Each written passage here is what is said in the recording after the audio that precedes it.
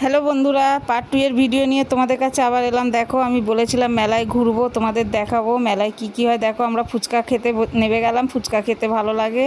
এই দেখো আমাদের গোষ্ঠীর মেলার, দেখো সব ঠাকুরের পালকি করে রাধিকা যাচ্ছে। এখানে কিন্তু সব জ্যান্ত মানুষ, সব ছোট ছোট বাচ্চাদের ঠাকুর সাজিয়েছে। এই দেখো, এখানে হচ্ছে তোমার কৃষ্ণ, এই হচ্ছে শিব, দুর্গা নাচ করছে।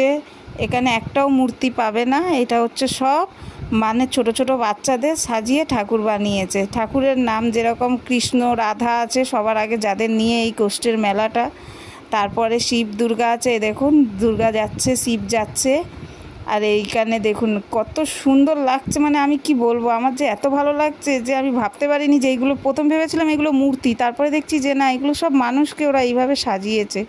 সব মানুষ, সব ছোট ছোট বাচ্চা, 10-12 বছরের বাচ্চা। দেখুন মা দুর্গা সেজেছে একটা মেয়ে, এইভাবে পালকি করে ওরা কাঁধে করে মেলা ঘুরে এসে দেখি বন্ধুরা, দেখো আমার বান্ধবী নাচ আরম্ভ করে দিয়েছে। যাদের বাড়ি গেছি দেখেছো নাচ করছে, গ্রামের বাড়ি তো, সন্ধে হয়ে গেছে, অন্ধকার, ও সেই কারণে ঘরের ভেতরেই নাচ গান হচ্ছে। আমিও দেখে ব্লগটা তুলে নিলাম, থাকতে পারলাম না, ভিডিওটা করে নিলাম।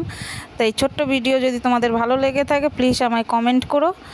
আর পার্ট 3 ভিডিও আমি তোমাদের আবার দেখাবো, কিন্তু তার আগে আমাকে কমেন্ট করতে হবে ভিডিওটা কেমন হয়েছে। Thank you.